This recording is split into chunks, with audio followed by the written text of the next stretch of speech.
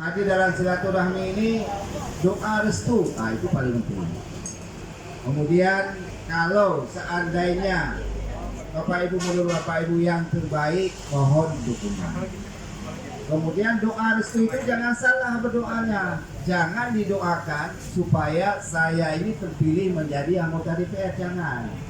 Doanya bagaimana? Ini saya ajarin doanya. Ya Allah ya Rabbi, Pak Muhadi kalau dia yang terbaik untuk dirinya, untuk rakyatnya, untuk negaranya terbaik, itu mudah-mudahan bisa terpilih jadi anggota DPR. Tapi kalau yang terburuk gara-gara anggota DPR A, gara-gara anggota DPR RI, gara-gara anggota DPR RI beliau terpilih kemudian masuk neraka, ya Allah jangan pilih dan jangan terpilih. Nah, itu doa yang benar. Nah, kita kadang-kadang doanya nggak benar karena yang kita nggak tahu apa kejadian besok. Kita nggak tahu bagaimana kejadian besok. Jangan jabatan itu menjadi alat bagi kita masuk neraka. Alat bagi kita sebagai membuka pintu penjara. Jangan.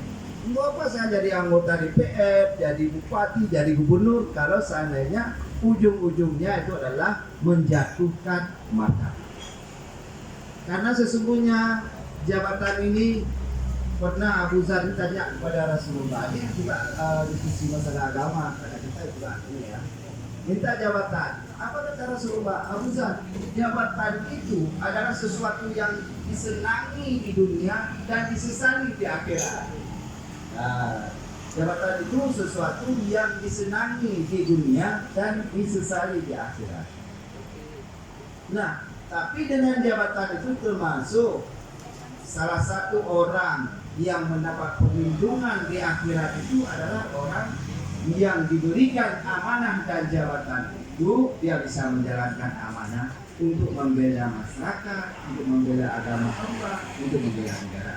Kalau itu bisa dijalankan, dia mendapat payung di mahsyar di mana pertolongan lain tidak ada.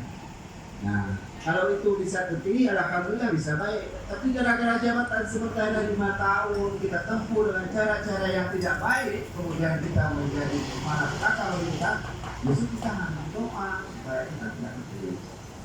Tapi kalau misalnya untuk kebaikan, ya mari. Nah, untuk mencapai itu tentu harus ditempuh dengan cara-cara yang baik dan cara-cara yang terhormat. Tidak mungkin sebuah demokrasi ini bisa terbangkit dengan baik kalau cara-cara berdemokrasi itu dengan cara-cara tidak baik. Tidak mungkin. Tidak mungkin.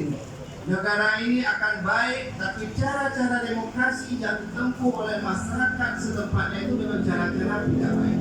Bagaimana cara-cara tidak baik? Ditempuh dengan cara saling sogok menyogok, dengan cara saling intervensi, intimidasi untuk mendapatkan jabatan. Nah, itu tidak baik.